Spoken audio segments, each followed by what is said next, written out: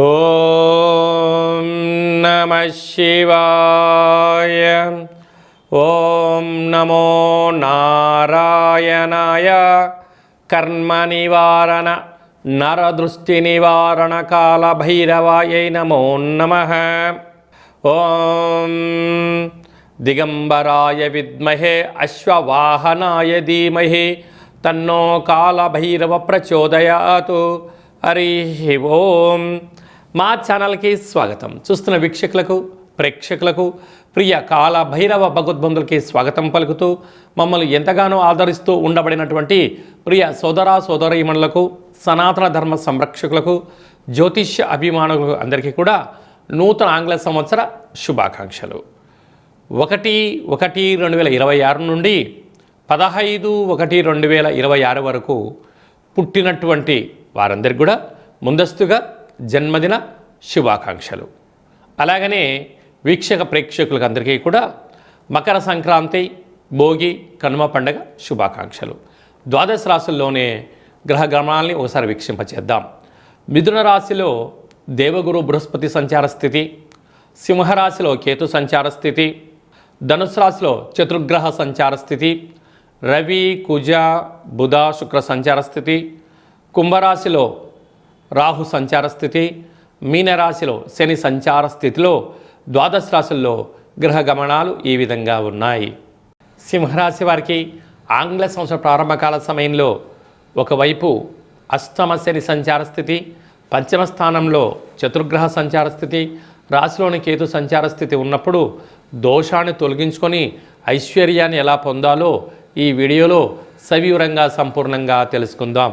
సింహరాశిలో ఏ నక్షత్రాలు వస్తాయనగా మఖా నక్షత్రంలోని 4 పాదాలు, పుబ్బా నక్షత్రంలో 4 పాదాలు, ఉత్తరా నక్షత్రంలో 1 పాదం కలిపితే సింహరాశి. రాశాధిపతి రవి భగవానుడు.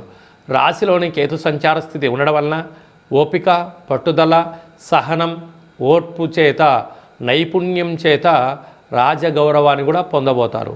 లేక పంచమ స్థానంలో రాశాధిపతి రవి, రుణరోగ శత్రుకారకుడు కుజుడు, బుద్ధికారకుడు బుధుడు, రవి బుధుడు కలిసి ఉండడం వలన బుధాదిత్య రాజయోగం.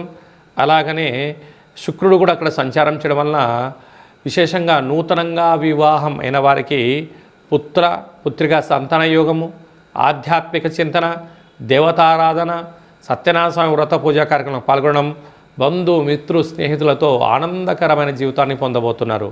ప్రభుత్వ ఉద్యోగ ప్రయత్నం చేసేవారికి ఇది చాలా మంచి కాలము.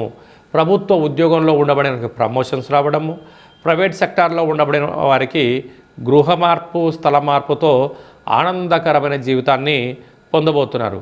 సప్తమంలో రాహు సంచార స్థితి ఉండడం వలన ప్రేమికులు చాలా జాగ్రత్తగా ఉండాలి. భార్యాభర్తల మధ్య అన్యోన్యత చాలా అవసరం. అష్టమ శని సంచార స్థితి ఉన్నప్పుడు తప్పక పూర్ణిమ తిథి యందున నదీ ప్రయాణాలు, జల ప్రయాణాలు, వాయుధ వేసుకోవడం ఉత్తమోత్తమం. యంత్రాలతో, ఆయుధాలతో చాలా జాగ్రత్తగా ఉండాలి. బ్యాంకు లావాదేవీలలో అనేక రకాల ఇబ్బందులు ఉన్నాయి. అనగా మితిమీరిన వేగం పనికిరాదు. పోలీస్ స్టేషన్లు, కోర్టు సమస్యలు పొంచి ఉన్నాయి. ఏకాదశిలో గురు సంచార స్థితి ఉండడం వల్ల దత్తాత్రేయ స్వామివారి యొక్క దర్శనం, శ్రీ మేధా దక్షిణామూర్తి స్వామి యొక్క మంత్ర పారాయణం, రుద్రుడికి అభిషేకం చేసుకోవడం, అలాగనే తెల్ల జిల్లేడు పుష్పాల చేత మహాదేవుడికి లేక విఘ్నేశ్వర స్వామివారికి అలంకరణ చేయడం వలన గ్రహదోషం తొలగిపోతుంది. సాఫ్ట్వేర్ ఉద్యోగస్తులు, హార్డ్వేర్ ఉద్యోగస్తులు, ప్రభుత్వ ఉద్యోగాల్లో ఉండబడిన వారు, ఎక్స్పోర్ట్స్ బిజినెస్ చేసేటువంటి వారు, అలాగనే సంపూర్ణ సాంకేతిక నైపుణ్యంతో కూడుకున్న వారు ఎంతో జాగ్రత్తగా ఉండాలని చెప్పి